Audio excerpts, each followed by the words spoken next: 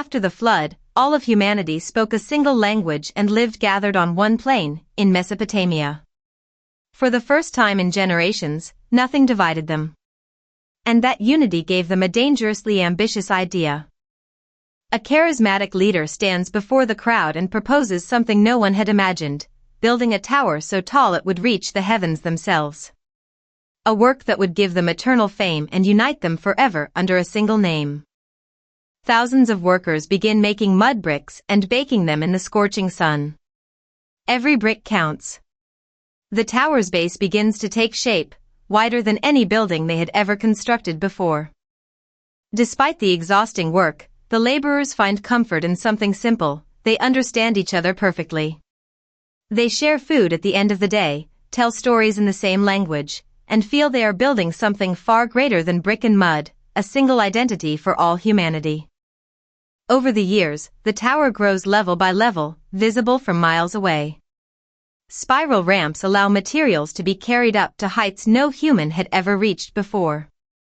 People from distant towns travel just to see it with their own eyes. The taller the tower grows, the more the pride of its builders grows as well.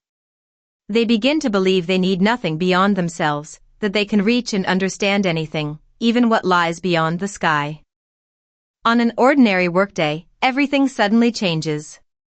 One worker asks another to hand him a tool, and the words coming out of his mouth no longer make any sense. The other looks at him, confused. He doesn't understand a single syllable either. Within minutes, chaos spreads across the entire site.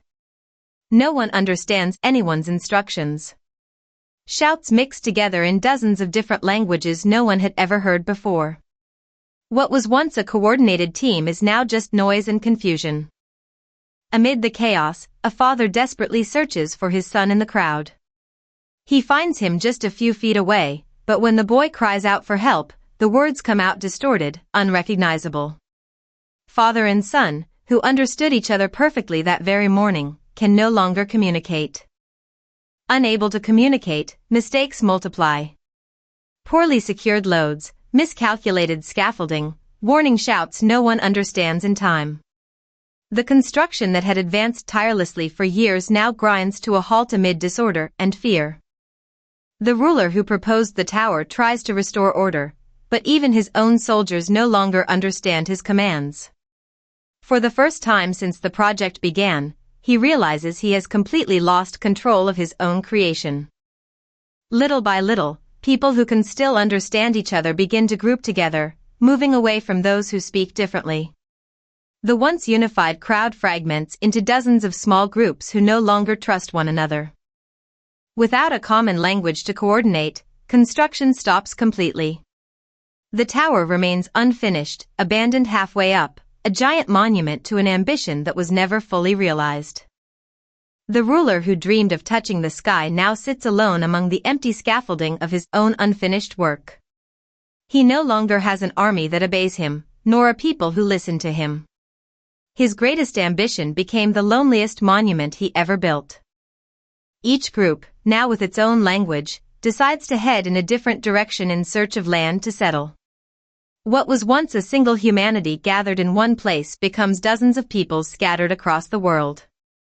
According to the account, from that dispersal the different peoples, languages, and nations that would later populate the known world were born.